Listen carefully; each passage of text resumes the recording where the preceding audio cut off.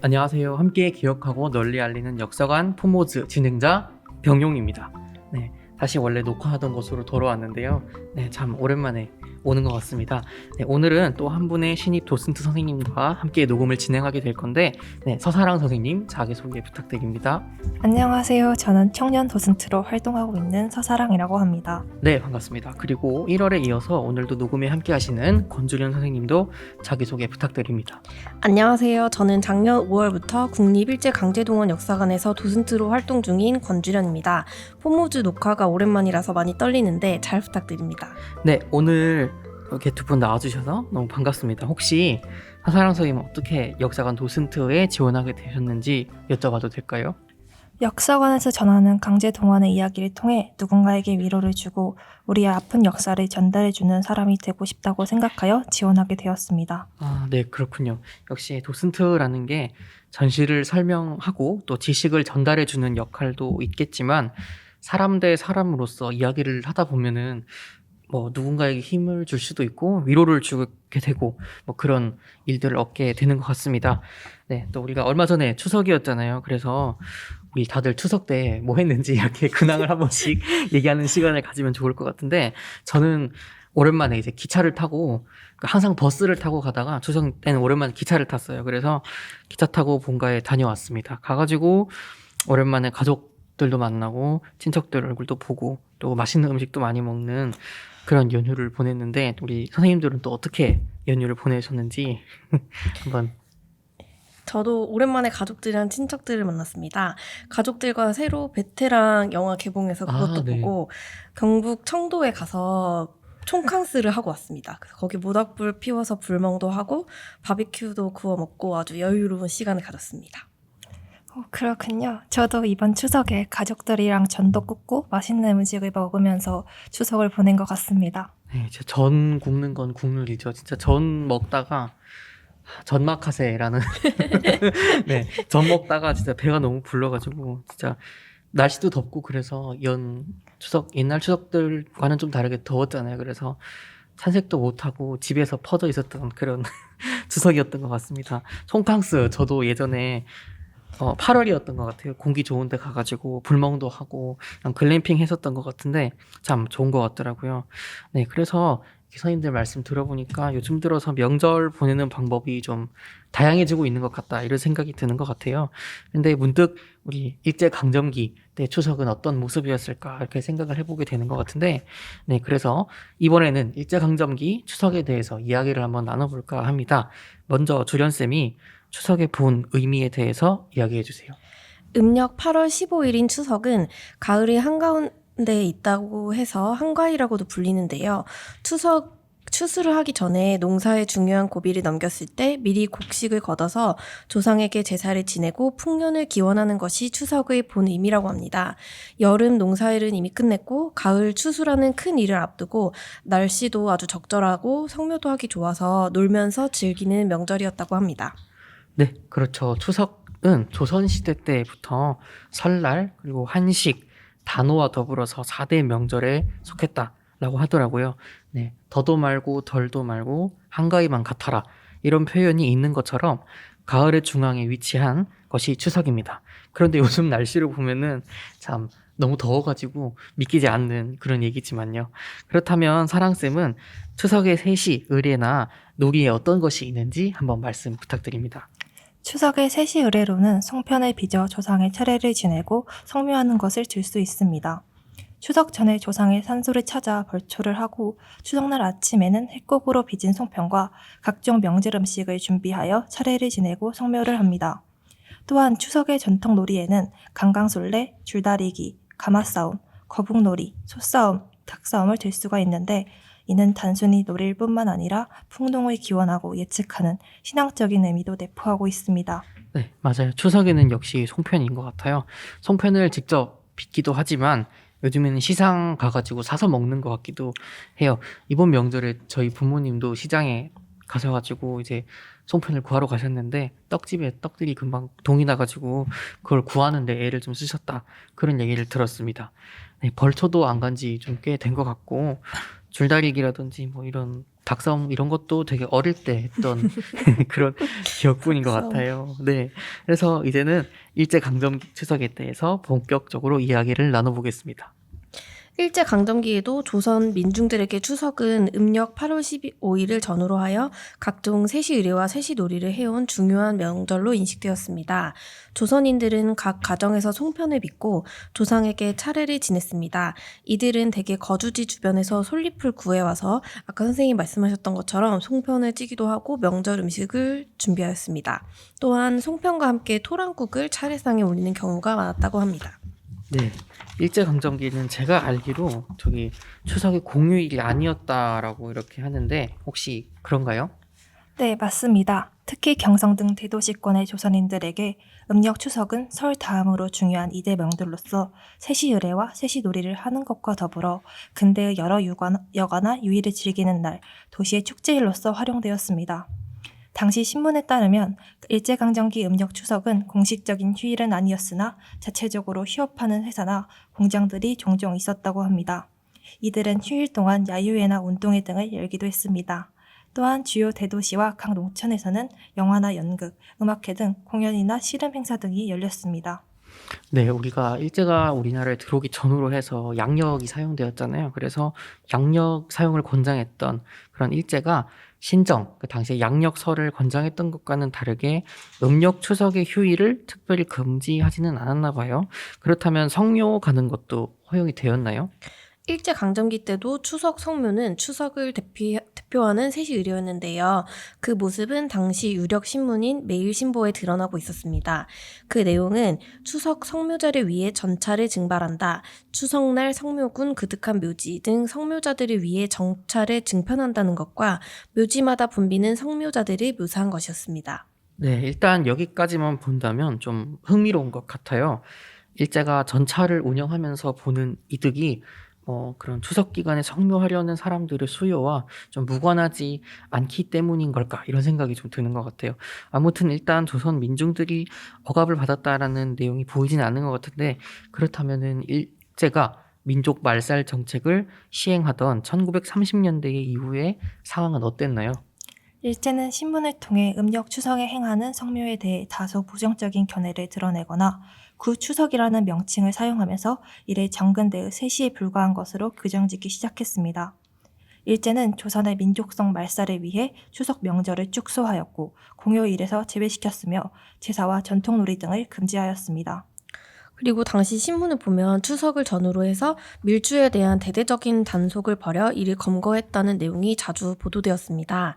일제는 가양주처럼 가정 내에서의 누룩을 제조하는 것을 면허제로 제한하는 등 1930년대 들어서 추석의 주류 밀조에 대한 금지나 제재를 강화하였습니다. 네, 추석 때 뭐 차례를 지낼 때 뭐 술도 필요할 거고 그래서 아무튼 성묘를 갈 때도 술이 필요한데 이런 술을 마련하기 위해서 집마다 술을 만드는 거잖아요. 그래서 이런 걸 금지시켰다는 것 자체가 음력 추석에 대해서 좀 부정적인 그런 반응을 보인 거라고 볼 수 있을 것 같아요.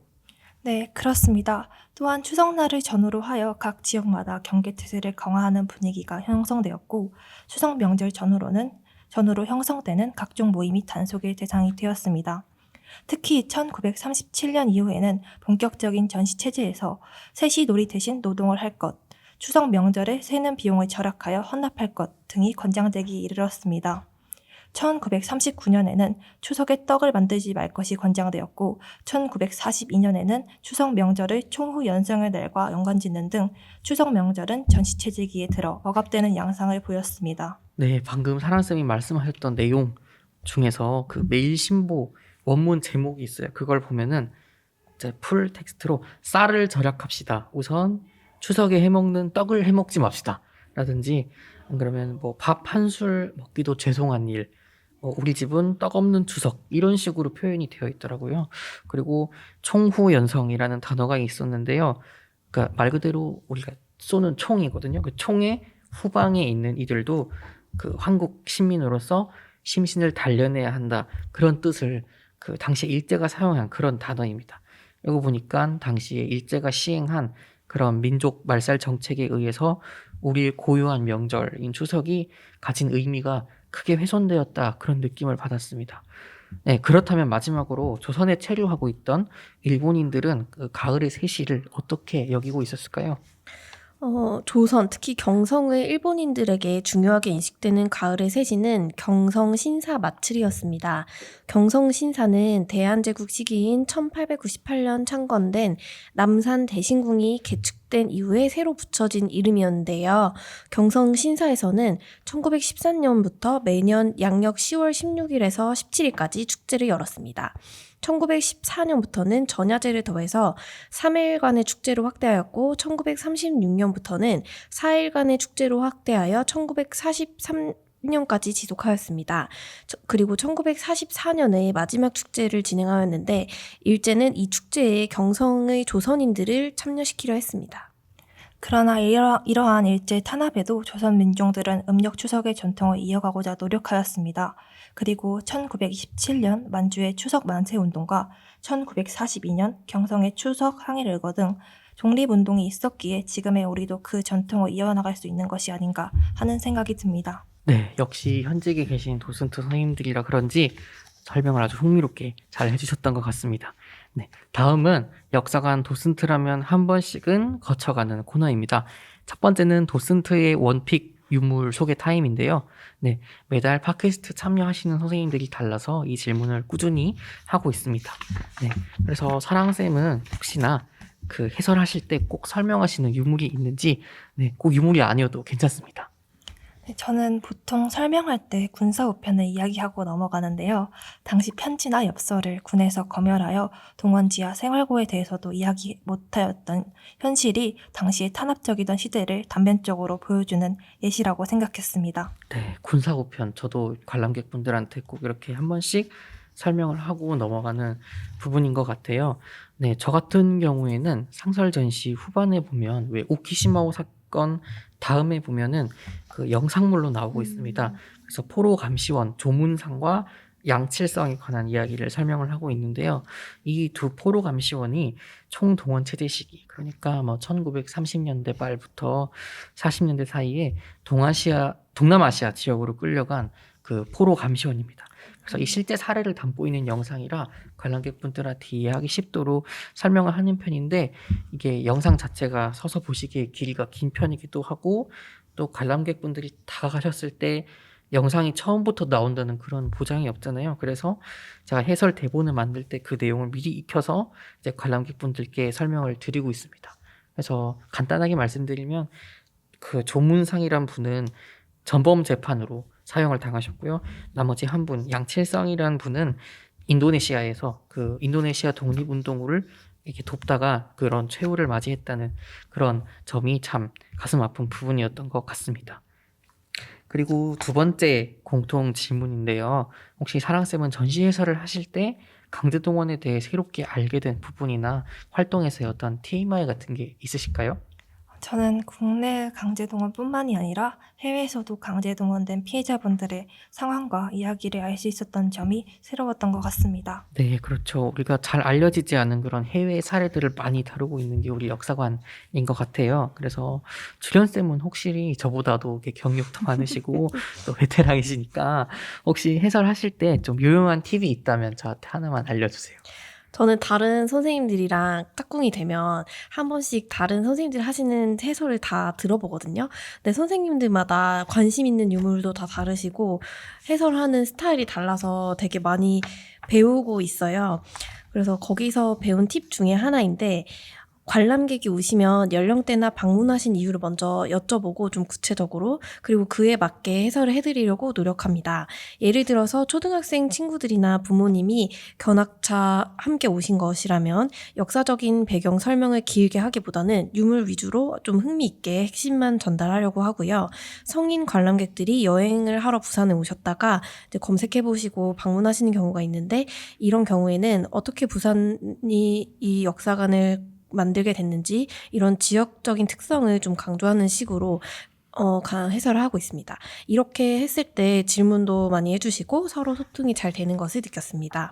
진짜 좋은 팁인 것 같아요. 저도 이렇게 해야지 이렇게 생각을 하면서도 막상 이게 제가 알고 있는 그런 이야기들을 전달하는데 좀 바빴던 것 같아요. 그래서 관람객들의 눈높이에 맞는 해설 그리고 관람객분들의 관심을 유도하는 그런 해설 기법이었던 것 같아요. 저도 다음부터는 좀 신경을 써야겠습니다. 네, 그래서 어느덧 방송을 마무리할 시간이 되었는데요. 마지막 공통 질문을 드리려고 해요. 그래서 사랑쌤은 혹시 관람객들이 우리 역사관을 둘러보고 나서 어떻게 기억하셨으면 좋겠다고 생각을 하시나요?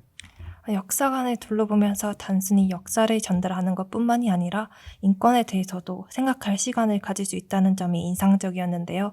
관람객분들께서도 함께 생각해 볼 수 있는 시간이 되었으면 좋겠습니다. 네, 그렇습니다. 우리 역사관이 또 인권 함께 기억하고 널리 알리는 그런 우리 인권에 대해서도 또 다루고 있습니다. 그래서 역시나 이렇게 전시 해설을 하시는 분들이라서 좀 가까이서 유물도 보고 또 관람객들하고 소통도 있고 또 개인적인 공부까지 하셔서 그런지 오늘 어떤 질문에도 참 막힘없이 술술 네, 대답을 하셨던 것 같고요. 그리고 오늘 좋은 이야기도 많이 나눴던 것 같습니다.